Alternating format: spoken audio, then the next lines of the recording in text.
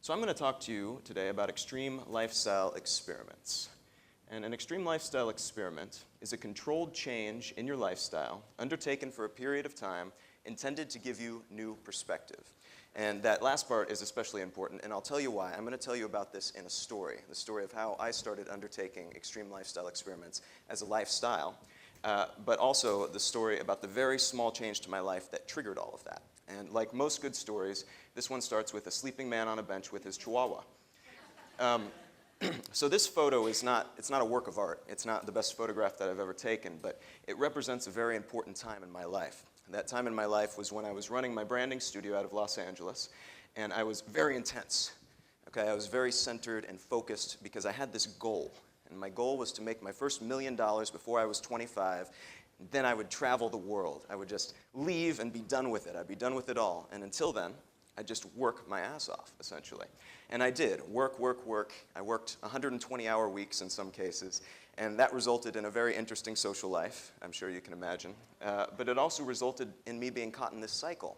I couldn't figure out why. The more work I did, the more work kept coming. And I was trying to earn money, so it was good in a way, but I felt like I would reach that point where I'd work hard enough, then eventually people would just give me money, or I would have earned enough money that I didn't have to work anymore. And that obviously wasn't the very smartest thing in the world to assume, but at the time, I was stuck in it. I had this goal, and I was focused, and that's what I was going to do, guys. I was going to just earn enough money that I could just leave the country. But during this time period, because I was working so much, I was doing mostly client work, so I wasn't having the opportunity to really express myself. And I'm an artist before I'm a designer, so I wasn't being able to express that artistic side. So I started up a small project called Circadian 3, popped it up on a blog, and decided that every day for 1 year, I would create a short piece of writing, a photograph, and a drawing every day for 365 days. And so I ended up with a lot of silly work, like this guy who's really focused on the pineapple, like, you know, stuff that clients wouldn't pay for probably. But the photography aspect of it was what really changed my perspective, because to take one photo a day, something interesting, something that's worth putting up on the web, you have to carry a camera with you everywhere you go. And carrying a camera with you everywhere that you go changes your perspective on life, because you're walking through life looking at everything as a potential photograph. All of a sudden, it's a composition, you know? It's not a dumpster, it's a statement about equality. And it's not a curb, it's color theory. You know, you can find something interesting in anything, even guys sleeping on benches with chihuahuas. And this particular photo was taken the day before I realized that I'm insane. Absolutely insane. According to Albert Einstein's definition of insanity, I was doing the same thing over and over again and expecting different results. I was going to work my way out of working. And it doesn't make a lot of sense when I say it now, but at the time it made perfect sense. But taking the photo of that man with his chihuahua, for some reason it clicked. Oh, crap, I'm going to have to do something different. I'm going to have to change something before I can change the way that my life is going. And so I did. The next day, I started up a blog called Exile Lifestyle, and I started posting about things that I knew and things that I wanted to do. I started talking about entrepreneurship and branding and design, the things that I already knew a great deal about and could share with the world. And then I started talking about things that I wanted to learn about, things like minimalism and things like long-term travel, things like extreme lifestyle experiments. And it took off, and I basically, as a result of that, decided that I was going to start traveling, you know. Work aside, $1 million aside, I was aiming toward the wrong goal. And I was going to start aiming toward the right goal from that point on. So I sold or got rid of everything that I owned that didn't fit into a carry-on bag. I scaled my business so that I could operate it from a laptop instead of an office. And I took off. And I had my readers vote on where I would move. And it went so well that I decided to let them do that every 4 months. So every 4 months, I decided I would have a new experiment. That experiment would be living in a different country. And that country would be chosen by perfect strangers. And honestly, life couldn't have been better. I mean, I had changed something. I had gotten out of that loop, gotten out of that cycle. And I had done so with the smallest of changes in my life, by carrying around a little camera with me. Well, it was less than a year later that I found myself in another precarious position. New Zealand's not the precarious position. New Zealand was the place where I found myself in the precarious position. And I don't know how much you know about New Zealand, but it's one of those absolutely ridiculously unfairly beautiful places where you can't throw a stone without hitting like a cute bird or a purple mountain or something gorgeous. There's like nothing that will kill you. The water is clean, people hitchhike all the time, the culture's excellent, the people are friendly. But the internet is absolutely horrendous. I've found better internet in South American cities that have no electricity. Like somehow they're getting better Wi-Fi from the next city over than New Zealand has in its best cities. So that downside was a huge downside for me because I was still running my branding studio the way I was running it in Los Angeles. I was traveling, sure, I had changed that aspect of my life, but I was still dealing with clients on a one-on-one basis. And clients like to be talked to. I don't know if you have clients, but they love to talk to you all the time. So I was talking to them via Skype. I was sending enormous files for them to review and tell me that they don't like over email. So it was back and forth, back and forth. It was costing me a fortune, and that was when I could find the connectivity I needed to even make those connections. So I knew I had to make another change. Something was going to have to change, but I didn't know what. And I looked back on the things that had already worked, the experiments that I had run before, and I came up with a process through which I could create new extreme lifestyle experiments for myself so that I could get that new perspective once again. The first step is to identify the problem. Now, the problem in this case was that I didn't have sufficient internet to run my business, but the problem could be anything. It could be your lifestyle. It could be that you're working 120-hour weeks. It could be that you don't like wearing pants, and then the solution might be wearing a kilt. But you know, everybody's got different problems. What you need to do, though, is figure out what problem it is that's really causing you the most drama. A lot of people will rush out, try to find a goal, and then just set their sights on that goal and just work, work, work, work, work until they get there. And then when they arrive, they'll realize that that wasn't the thing that was causing the big problem. So they've still got that. They're just in a completely different place. So you don't want to do that. You want to focus on this. This is absolutely vital to identify the problem before you start working toward a solution. The second step is to plan.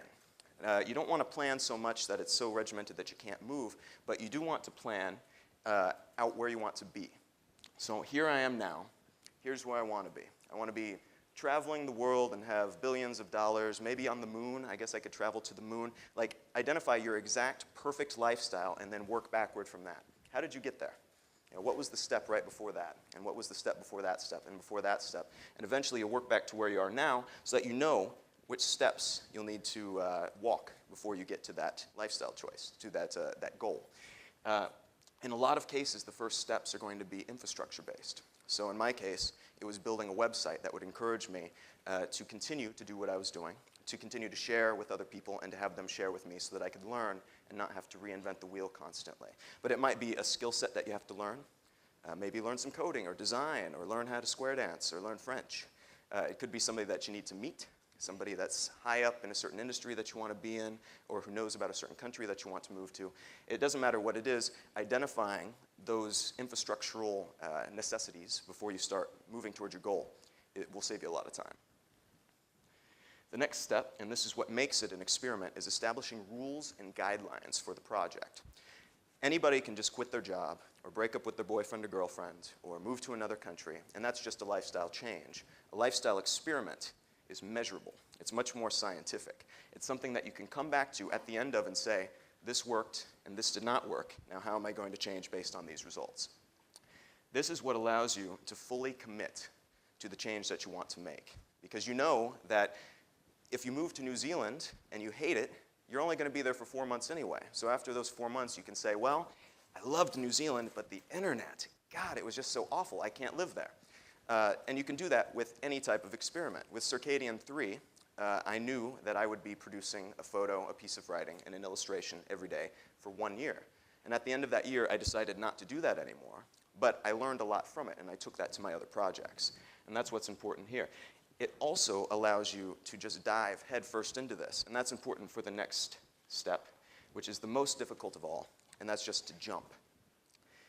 People get very caught up in overanalyzation. We call it paralysis by analysis in the entrepreneurial field, where you think and measure and rethink and try to map out the perfect move before you make it, every time you make it. You try to create the perfect experiment when the fact is that there is no perfect experiment. The experiment's there to help you get closer to perfection. It's not there to be perfect. It's innately flawed. And realizing that and being able to jump and having those limitations that say, don't worry, this is not forever, it makes it much more likely that you'll be able to move forward with it right away. I want to show this picture because it illustrates a very important part of what an extreme lifestyle experiment is. Extreme might be misleading because it sounds like something where you have to cut off your arm and get a robot arm, or something really dramatic and something that you can't take back. But that's not the case. It can be something very simple, as it was for me. I'm moving to Iceland as my next experiment, and I'm going to be living there for 4 months. It's going to be a dramatic shift in climate, culture, language, food, just about everything about Iceland is pretty unique, and it's something that I haven't experienced before. So that will be a fairly extreme experiment. This is a photo, though, of my parents' backyard in Columbia, Missouri. If you don't know where Missouri is, don't worry, most Americans don't either. And that's what's so special about this to me, is that this is a photo that I was really happy to have taken, and it's a backyard that I had access to for 12 years. I never took a photo of it until this last Christmas. I never felt like I had a reason to. I never went and got my camera, but as soon as you carry around a camera with you, everything takes on a new property. It has new properties, takes on a new light, a new magic to it. It's like showing a friend around your hometown, where the things that were so boring that you wouldn't even comment on before are suddenly awesome. They're so cool. That bowling alley, hell yeah, it's awesome. My parents' backyard, take a look, guys. I'm showing it to everybody. And that wouldn't have been the case if I hadn't made that very, very small choice to carry around a camera with me. It's something that I didn't go into as an experiment, but it became the most important part of the experiment of all, of my life, really, because it made me focus more on experiments. Because it made something like my parents' backyard or a guy lying on a bench with his chihuahua something extraordinary, something inspirational, and something that could change my life. And it's not just me. And it's not just one person. You can use experiments, and you shouldn't be afraid to experiment, because it's really the only way to get a clear picture of what something looks like from another standpoint. It allows you to view the world through a different lens, and then make changes to yourself or to your community based on what you find. And honestly, everybody should do this, because if you're not looking at things from multiple standpoints and then making changes, you're insane. Thank you.